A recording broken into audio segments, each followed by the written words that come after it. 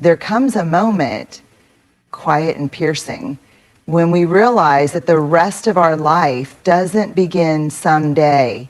It begins the moment we stop waiting to be allowed to live it. After 60, you don't owe the world a performance. There is a quiet pressure many people feel after 60, a subtle suggestion that unless you are living your retirement a certain way, you're doing it wrong. Maybe you're not traveling the world like your friends. Maybe you're not babysitting the grandkids every weekend. Maybe you're not spending your days in clubs, community events, or endless social circles. And somehow, even in this chapter of life where freedom was promised, you still find yourself explaining, or worse, apologizing for living differently. Let's be clear, there is no single way to age, to rest, or to reclaim your time. And there's certainly no moral prize for overextending yourself to meet other people's ideas of a fulfilling retirement. Whether you spend your days tending a garden, reading books in silence, walking alone, or learning something new just for fun, your life doesn't need to be validated by productivity, social buzz, or other people's understanding. You don't owe anyone an explanation for choosing simplicity over chaos, solitude over noise, or peace over pleasing. Living differently is not defiance, it's authenticity. You've spent too many years trying to fit into molds designed for someone else's comfort. Now you get to design your life around your own. No more apologizing for not being available, for not picking up every call, for choosing what feels good in your body and your spirit. There is wisdom in withdrawing from what drains you, and courage in saying, this is enough for me. When you stop apologizing for living differently, you make space for deeper joy and integrity. You stop performing and start belonging to yourself. And that, more than anything, is the essence of a truly happy, healthy retirement. Let this be the chapter where you stop explaining and start enjoying. Someday when things settle down, someday when I lose the weight, someday when the kids don't need me as much, someday when I feel ready, we whisper these lines to ourselves like promises, soft little delays that feel responsible or realistic. But the truth is, someday often becomes never if we're not careful. After 60, it's easy to keep deferring your own joy, healing, and personal dreams. You've spent decades meeting the needs of others, following schedules, responding to urgency, and carrying obligations. So when freedom finally arrives, it can feel unfamiliar, almost uncomfortable. And that's when someday shows up again. Dressed as caution, cloaked in fear, whispering that you're too late or too tired or too unsure. But here's the hard truth wrapped in deep compassion. This is not a rehearsal. This is the real thing. This moment right now is your life. You are not promised 5 more years, 10 more summers, or 20 more tries. That doesn't mean you should panic or rush. It means you should start. Start where you are with what you have in whatever state you're in.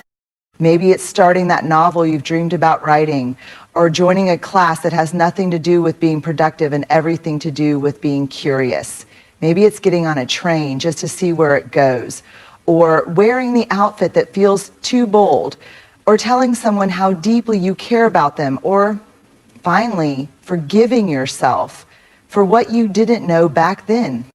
Someday, thinking keeps you locked in preparation mode, waiting for the stars to align, but life has always been a little messy, hasn't it? The beauty begins when you stop waiting for perfect conditions and start living within the realness of now. There's nothing reckless about choosing joy now. There's nothing irresponsible about saying, I've waited long enough. You're not too late.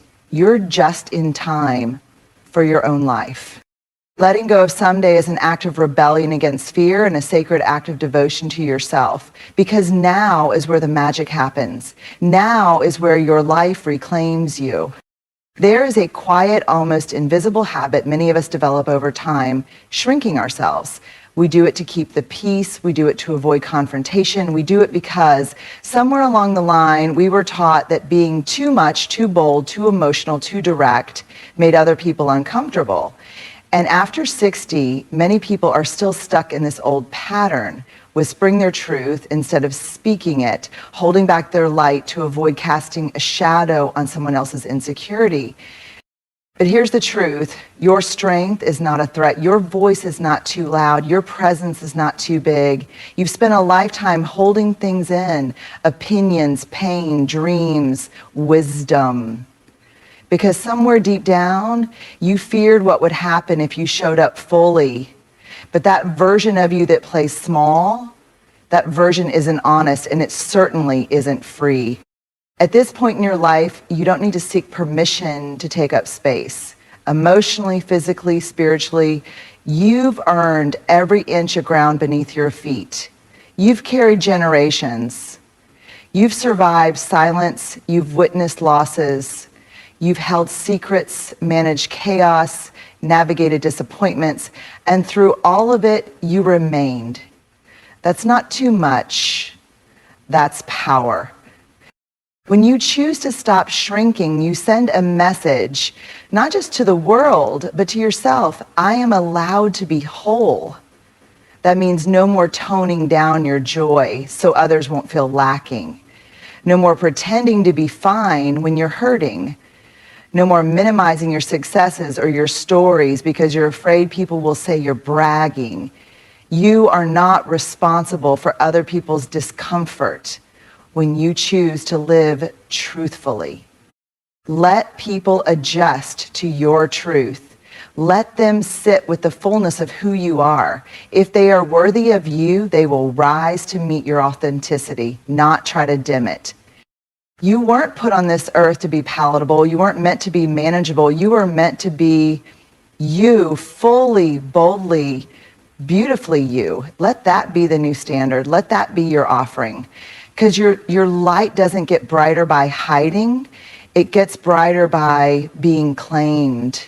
So no more shrinking, no more silence, no more waiting for approval that you no longer need. This is your time to stand up, speak up, and take up all the space your heart requires. The world doesn't need a smaller version of you. It needs exactly who you are.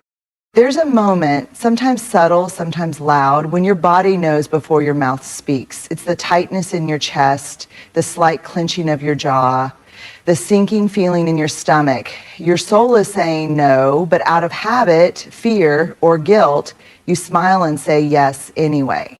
For years, maybe decades, you've been conditioned to be agreeable. You were raised to be kind, helpful, accommodating. You said yes to invitations you didn't want, responsibilities you didn't choose, and burdens that weren't yours to carry. Not because you didn't know how to say no, but because you believed saying no made you selfish, difficult, or ungrateful. But here's the truth. Saying yes when your soul says no is a betrayal, a quiet betrayal that happens in small moments until one day you don't recognize yourself anymore. You're exhausted, resentful, emotionally disconnected because you've spent so long abandoning your inner truth to meet the expectations of others. After 60, this pattern becomes even more dangerous. Your energy is more precious now. Your peace is hard won. Your time is a limited and sacred resource. You can't afford to keep spending it on obligations that drain you, conversations that wound you, or relationships that only work when you're pretending to be someone you're not. Saying no doesn't mean you don't love people. It doesn't mean you're hard or bitter. It means you've learned that self-respect is not selfishness. It's a boundary. It's a declaration that your well-being matters too, and not just when everyone else has been taken care of, but now. First, sometimes the hardest person to say no to is the one who raised you, or the one who depends on you, or the friend who always asks just a little too much. But you are not here to be endlessly available. You are not a bottomless well. And loving people well doesn't mean allowing them to deplete you. So start checking in with yourself before you respond. Ask, does this feel right? Will I feel resentful afterward? Am I saying yes to avoid guilt or to stay true to myself? If your soul says no, trust that voice, honor it. Practice pausing. Give yourself permission to say, not this time. I'm not available, or simply, no thank you. And then don't explain yourself. You don't owe anyone a justification for protecting your peace. Freedom doesn't always look like doing what you want. It often looks like not doing what you don't want and finally feeling okay with that. This is not the season to people please. This is the season to soul protect. Every no you say now opens the door for a deeper, more intentional yes later, one that aligns with your heart, your energy, and the beautiful boundaries you've earned the right to set. Let your no be sacred. Let it be your healing. Let it be your power. There's a quiet, almost invisible weight that many people carry into their later years, the deep, often unspoken need to be needed. It sounds noble, and for much of life it is. You've been the glue, the helper, the fixer, the caregiver. You've been the one others could count on, sometimes at your own expense. But now, in this new chapter, that same need can begin to quietly drain you, not because it's wrong to be there for others, but because when your identity depends on being needed, you start to lose touch with who you are when no one is asking for anything. After 60, something remarkable begins to unfold, if you let it. This season of life is not just about continuing your service to others, it's about returning to yourself. And to do that, you have to gently, and sometimes painfully, untangle your worth from your usefulness. It's hard, especially if you were always the one who held everything together. Maybe your adult children don't call as often. Maybe your partner no longer depends on you the same way. Maybe the busy household you once ran has grown quiet. You may feel invisible or unsure of your place in the world. But here's what's important. You are not disappearing. You are being redefined. Releasing the need to be needed doesn't mean withdrawing love. It means letting go of the belief that your value is tied to what you do for others.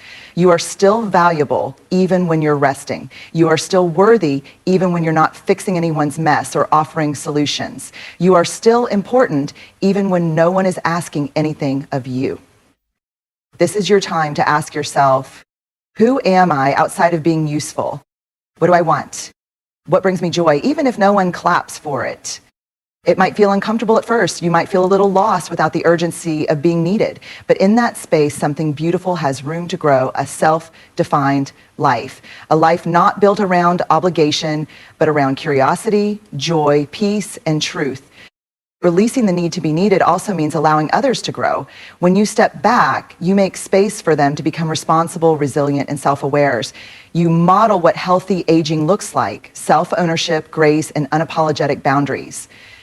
You've done enough, you've given enough, and now you are enough, without proving, without overextending, without being on call. You don't need to be indispensable to be deeply loved. You don't need to be constantly needed to still matter. You can exist in fullness, with or without a role to play.